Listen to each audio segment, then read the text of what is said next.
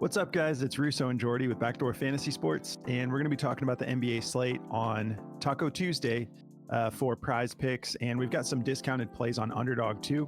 We're going to continue with round two of the NBA playoffs. May 14th. We've got 4 plays for you. Really liking the board today on prize picks and Underdog. Before we get into these plays, though, if you haven't signed up for prize picks and Underdog yet, for prize picks, use the promo code at the bottom of the screen. And for Underdog, use code BACKDOOR when you're signing up. And they're going to give you a deposit match on both. For prize picks, it's up to $100. For Underdog, it's up to $250. And Underdog is going to give you an instant pick'em special, too, that you can use in addition to the discounted plays. They're going to give you another discounted play just for signing up. Just make sure you use code BACKDOOR. And there's a link in the description for both of those. I apologize.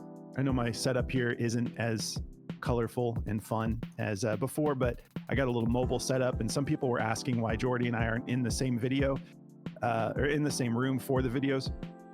I know that it seems like that would be cool, but that's like actually a lot more work for us since he already has his setup, and then where I'm staying, I have a setup. So it's like, it's easier just to do it this way, but we've got some content coming soon where we're in the same video and stuff. But yeah, that would be fun. Maybe someday we'll be able to just have like a spot, where we're both in there live every day. That'd be a lot of fun. But for now, this is a way easier setup for us. So sorry that we're not in the actual same room.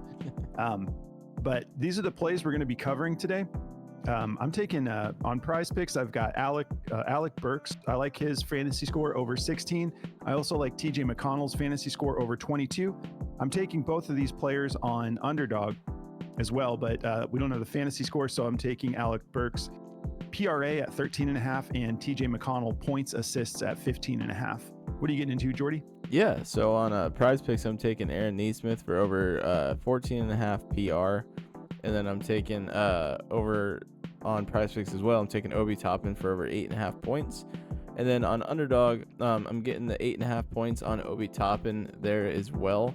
But we have to take Aaron Nesmith's PRA, which I actually really like. So his PRA is available over there on Underdog. So if you guys want that, definitely go with that one. That's my favorite frame over there. Cool. All right, so let's talk about the recap real quick. That wasn't your fault, man. That was a minutes thing, but took Jaylen Brown over 33.5 PRA. Felt good about this looking at the past matchups, and talked about his foul trouble that he gets into, but he ends up hitting this line when he gets into foul trouble. We took him at 33.5. This ended up getting bumped all the way up to 34.5. So glad we were able to lock that in. But if you took it at 34.5, he hit 2. He ended up going for, 36 total, and he had 4 fouls, so it kind of went hand in hand. He had 5 turnovers, so I'm not sure if his fantasy score hit, but that was juiced to go over as well. But yeah, we got the dub. Took it. I mean, I was sweating it. It was down to the very last 2 minutes for him to hit the last rebound, and then he got clearly over it at the end there. But anyways, cash that one. But yeah, that game was closer than I thought it would be with no Donovan Mitchell. I know that's kind of like what always happens is like when a star player goes out like that, it's like they fight even harder to try to win the game. But they looked really good. But I took Josh Giddey for my recap for over 6.5 points. It was just a minutes thing, man. Like he got plenty of run in the first half. I mean, if you want to say that, it really wasn't even that much. It was just like first quarter. But he got 5 points in the first quarter. He got blocked once by Gafford, but it's like if he just would have gotten any sort of consistent minute spread in the second half, he would have hit this. He just didn't get enough run in the second half at all. It ended up costing us on that play. He ended with 5 on the entire game. So yeah, that was pretty frustrating, especially when he plays so good away. It's like, what? I don't understand. I made the mistake of because he got to, I know Boston Nick, one of our buddies, one of our favorites, dude's awesome in the Discord and just hanging out with us since the beginning. But he had a sleeper play where he needed 1-3 from Giddey, and Giddey cashed that in the first quarter. Yeah. And then so next thing I know, Giddey's at 5 points, and I started to celebrate too early because I had so many slips where I just needed Giddey. Yeah. And then I know he also got blocked by Jones Jr. dude swatted him and like landed over on his shoulders and stuff. But yeah, dude, that dude Wallace, I don't know, man. I mean, like they won the game, so I guess the coach knows what he's doing, but I was just expecting a lot more. And even the announcers were talking about how the team moves the ball much better when Giddey's on the floor. And yeah, so unfortunate he didn't get much run in the second half. But yeah, I thought for sure as soon as he hit 5 and where I was like, got the rest of the game, like this is cashed pretty much. Big mistake. And then some people in our Discord were just like, I'm not talking trash about the people in our Discord, but I heard some people kind of talking about like, what's up with Boston? Like, Boston can't even beat the Cavs without Donovan. But you have to remember, this is why all of these players are getting paid millions and millions of dollars, and their coaches are getting paid millions and millions of dollars, like tens of millions of dollars a year, because they're professionals. So it's just like in football. You can have like an underdog team just show up because they're all professional athletes, and these guys are capable. You know what I mean? It's like, the how many Celtics years for like, did the Dolphins beat the Patriots during their dynasty run when they were like the worst team in the NFL? It's just like sometimes the team just has your number. Yeah, if you're in the NBA and you're getting minutes in the NBA, it's kind of like in the UFC. It's like if you're in the octagon, with the exception of like some of these random WWE guys that come over, but yeah, if you're in the octagon for the most part, you're better than most people. Like if you're getting time, especially in the playoffs, like you're in the playoffs. So it's like, it doesn't surprise me sometimes when teams just show up, like the underdog wins, even with your star players out, because these guys are still all professionals at the end of the day. So you got to keep that in mind too. It doesn't mean the Celtics are any worse. It's just like the Cavs were bringing it to them. They ended up, getting that dub, but still, that's going to happen sometimes. But all right, let's get back on track here. So real quickly, I want to talk about Daily Grind. They're a longtime partner of ours. We love the DFS Optimizer. They're giving all of our viewers 25% off when you go to dgfantasy.com and just use code BACKDOOR. Sorry, shouldn't have drank that coffee. But yeah, just use code BACKDOOR and they'll give you 25% off of any of the tools they offer. We love the DFS Optimizer. The AI slip generator is awesome. That's a volume play though, so you have to keep that in mind. Like you will win if you're playing it, but it's like to me, when I'm going on like a AI slip generator run, I like it for football a little bit more personally, but that's the type of thing where I go single unit and then you got to just like hit it with volume and you'll win more than you'll lose over time. That's the whole idea of volume plays, is just like, you're not just, it's not like, oh, this AI slip generator gave me a slip, so it's going to for sure cash. It's like, no, this is the approach is that you'll win more than you'll lose over time. More volume, but I like the DFS Optimizer because that's more me in control of it, catering to like what the Daily Grind algorithm and stuff is finding and discrepancies it's finding, and that's the best thing about it is it's catching like, hey, PrizePicks has this as at a half a point lower than all of these other platforms that have this favor to go over. Definitely take it on PrizePicks. You can use it to decide which platform to take your plays on. But it also just, it finds those discrepancies like it did for us today. So we use it every single day. If you guys want to check that out, just go through the link in the description or go to dgfantasy.com, code BACKDOOR, 25% off. All right, so let's talk about Alec Burks. Very excited about this play. So both of mine are in the same game here. We got a 217 over under for this game. Knicks favored by 1.5. Should be, again, I mean, just what we were talking about, like how can the Knicks look this good? And then Josh Hart goes for like 2 rebounds and an assist. He had an off day, and when you see the Pacers going up by like over 40 in a game, it's because they're pros and sometimes guys have really good days while other guys are just not in their rhythm that day. It's just going to happen sometimes. So I don't expect that today. I think this will be a much closer game. Should be exciting. All right, so if we hop over here to Outlier, let's see. I was just looking at his PRA because that's what I took on Underdog. Let's get back to the fantasy score. All right, so I'm on his last 10. You can see he went off on these last 2 games. We'll narrow it down to the head-to-head. He's gone over this 3 out of the 4 times for the head-to-head, but he didn't play any in the game that he missed. So he has pretty much a perfect record of going over this when he's getting the minutes. And that's only on averaging, well, the average isn't accurate because of that one game where he had less than a minute. But it looks like he's averaging about 22 minutes a game. And when he's averaging just that 22 minutes a game, he's going for almost 23 fantasy score or higher. Let's take a look at the actual home games. Yeah, so kind of similar. He didn't play more than a minute in that one game, so we don't count that. But he played 22 minutes, went for 23 the last time they played them at home. And we like to look at the blocks and steals for fantasy score, which he isn't super active with. And that also makes me feel even better about taking the fantasy score because he's clearing this virtually every time he matches up against this team, even without any defense involved. But we know if he does have some defense involved, we get 3 points for every block, 3 points for every steal. They factor in the rebounds and assists a little bit differently too. Rebounds are worth 1.2, assists are worth 1.5, and then you lose a point for turnovers. So I think he hasn't been bad with turnovers. Just 3 in that one game back in February, but then no turnovers in these other 2 games where he got that 22 minutes. So I'm feeling good about this. If you've been watching these games, he's been very active. He's been aggressive with scoring. Let's take a little bit of a closer look and take a look at the matchup too. So the Pacers are 28th in points allowed to shooting guards, 11th in rebounds allowed, 4th in assists allowed. And let's see. So yeah, he's been averaging 8 attempts per game, shooting 50% from the field, 4.3 three-pointers per game, shooting 47%, 6.3 rebound chances, not really doing too much on assists, so just 1.5 potential assists per game.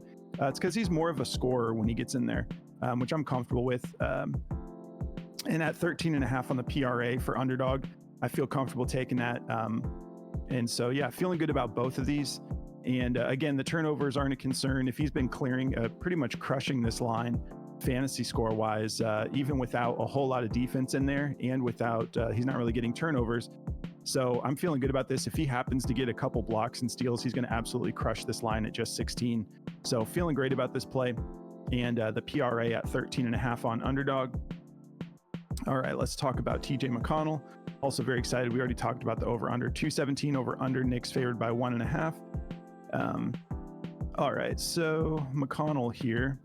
He's gone over this fantasy score of 22 in 4 out of his last 5 games. He had that one off game on May 10th. He still played 19 minutes. He just wasn't very active, so he didn't get a whole lot done there. But other than that, he's typically crushing this, going for almost 31 fantasy score or higher. And then if we look at the actual the actual away games, as far as the full matchups go, let's see, that's not just the head-to-head. So yeah, he's crushed this every head-to-head game away. So in New York, he plays very well, goes for at least 30 fantasy score or higher. Only 1 foul per game, very clean, but he's actually a pretty good defender. Shooting 61% from the field, 11.5 attempts, not really taking threes, literally 0 made on 0.8 attempts. Not really getting to the line much, shooting 100%, but just 0.5 attempts per game. But he's doing all of this on just 22 minutes. If we break this down a little bit, we're taking his PA on underdog. So I'll take a look at that real quick. And it's the same story. We're getting at 15.5. He's gone for 21 or higher every single matchup away in New York against this team. And if we take a look at the actual matchup here, New York is 1st in points allowed to point guards and 4th in assists allowed, but that just hasn't stopped him. We can see that the last time they played in New York, he went for 10 points and 12 assists. So I feel great about this play.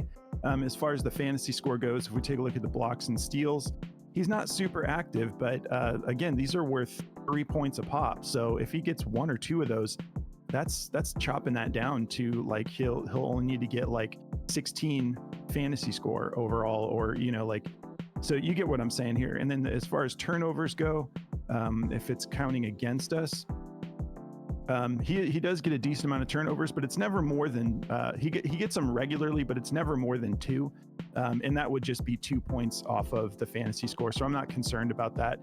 They are good. They're pretty solid at forcing turnovers. So keep that in mind. If you're uncomfortable with any of these plays, just fade them and go with what you prefer. But I like the fantasy score on Prize Picks. and the points and assists on underdog. I checked Prize Picks for the points and assists, and they don't even have that available. So I feel great about the fantasy score as well.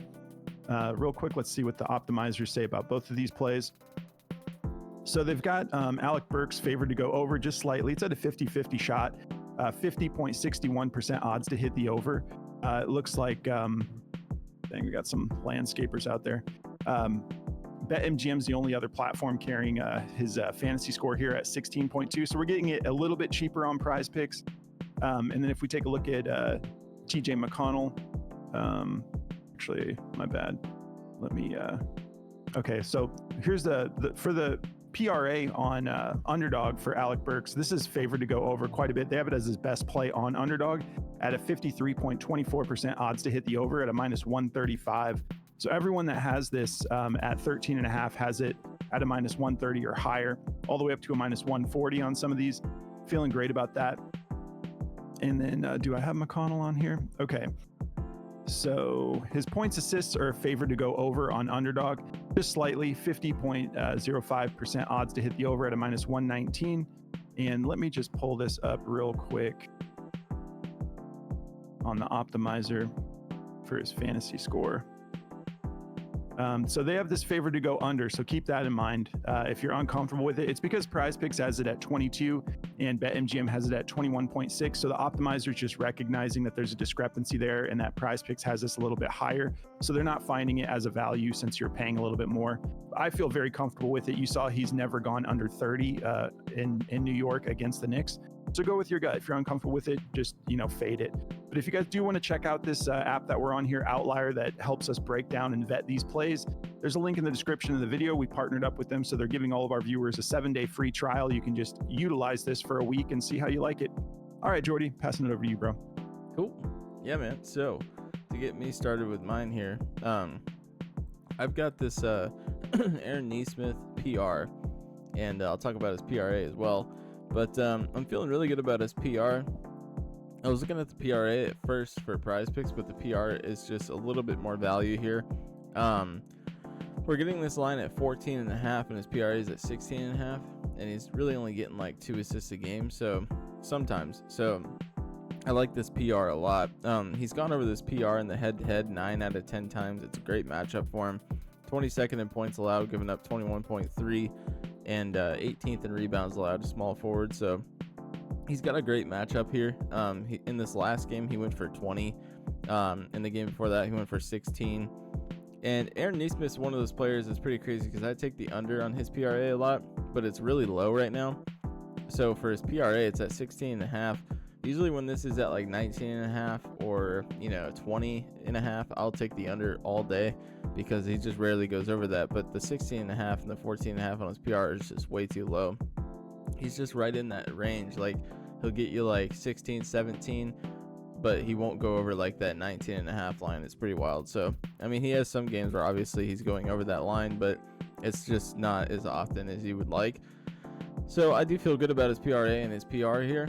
If we look at daily grind for this play, his PR is his number one or his best like points play for that kind of category. Let's see, I'm all jumbled up here with this. So here it is. For his PR, it's a 51.49% chance and a minus 124. Some people have this up at a minus 136 though, so just go with your gut. And then for his PRA, it's a little bit lower. It's still juiced to go over, but a 50.25% chance and a minus 118. Some people have that going up to a minus 125 though. So I feel good about his PR the most, but his PRA, I'm definitely willing to take that on underdog for a good play. Obi Toppin, I know everybody's on this play. It's got 76,000 takes on Prize Picks. It's just a good play. I mean, how can you not throw this in your lineup? I could easily try to find you a different one. If you already are taking a lot of Obi Toppin's points, his dunk looks really good. It's at 0.5 on Prize Picks. He had 3 in the last game, but I just like the points a lot more than that. Like an extra play for you guys, the Pascal Siakam under on his dunk is also a really good play. I know he just got one, but that's very, very rare that he dunks the ball. So that's always just like a good extra play to throw in there. But if we want to look at Obi Toppin's points here, He's gone over this in 6 out of 7 of the head-to-heads. He's been on fire in this matchup against the Knicks. He had one goose egg of a game, but he still played 19 minutes. He just shot really badly in that game. He went 0 for 1 from 3, and he went 1 for 4 in the entire game. But he's been going nuts. I mean, he's been shooting 11 shots. Like, the dude gets up so many shots in 19 minutes. It's crazy.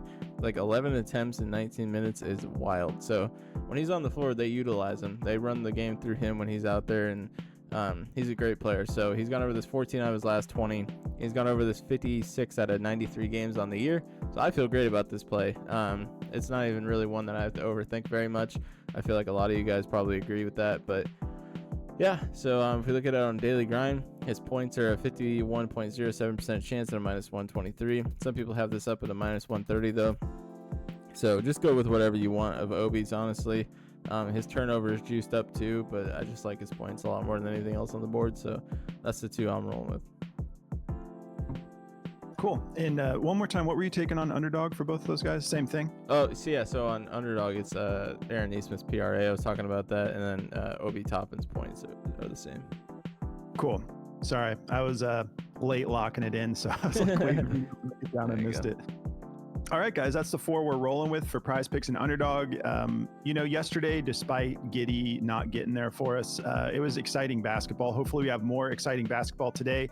It's getting to be a really fun time of year as far as like so much on the line, and games or teams are just leaving it all out there. Guys are playing through injuries at this point, and at least trying to if they can. Obviously, Jared Allen, they're not going to risk it with how bad his injury has been, but we're having a lot of fun. We hope you guys are too. We've got some value. I don't know about you guys if it's still up. This taco for Josh Hart at 9.5 rebounds. I know he just goosed everybody, but 9.5 is such a steal. I'm absolutely going to roll that out. Don't forget about the Caitlin Clark discount if you haven't used that yet. 0.5 points, still 5 hours from the time of us filming this to take advantage of that. And then all of these discounts on Underdog. So make sure you utilize all of these in your lineups as well. If you guys want to check out our Discord, there's a link in the description of the video. Just go through the Patreon link. Make sure that your Discord email and your Patreon email are synced, because that's what it uses to let you into the Discord. But once you sign up through Patreon, it's going to give you full access to our Discord. And then we're going to be launching our stuff with Sleeper and Chalkboard soon. As soon as we're done with this little mini vacay, we're going to be putting out some videos for Sleeper and Chalkboard. Sleeper is a new partner of ours. If you use code BACKDOORFS, they're going to give you a deposit match up to $500. It's easily the most value of any partner we have. And their slips. Sleeper's tricky because they're starting to get a little bit more like Chalkboard, in my opinion, where some of these alt lines that they're giving you are actually a little bit more realistic. But Chalkboard is just the best when it comes to alt lines. No one can compare. We love Chalkboard, but Sleeper, you got to be careful, because sometimes I'll see lines on Sleeper where I'm like, wow, this is a really good deal. And then I'll see other lines where I'm like, oh my God, this is bumped like two points higher than everyone else. And I wonder how many people don't know that, because Sleeper's kind of got their own thing going with the fantasy football crowd they've got. And now they're kind of adding this to their app that was designed for something else originally. So I'm like, I wonder how many people are taking some of these lines that are like literally like way higher, but they're getting better about giving you some value on here as well. They also added the basically a flex play option, so you don't have to take you don't have to hit everything on your slip. Just like Chalkboard, plays as low as $1. And they've been running a lot of deals on Sleeper as well. So take advantage of that. Just make sure if you want that $500 deposit match, make sure to put the FS at the end of the code. So it's backdoor FS for Sleeper. And there's a link in the description of the video. We appreciate you guys. We're going to be dropping some bonus content here pretty soon. Excited about this collaboration with this food channel we're going to be doing just for fun. We got fantasy football content on the way soon. So we appreciate you guys. If you guys don't mind, just hit the like button on your way out. Help us get in front of a larger audience. It's a huge help. But have a great Tuesday, guys, and we'll catch you in the next video. Good luck, guys.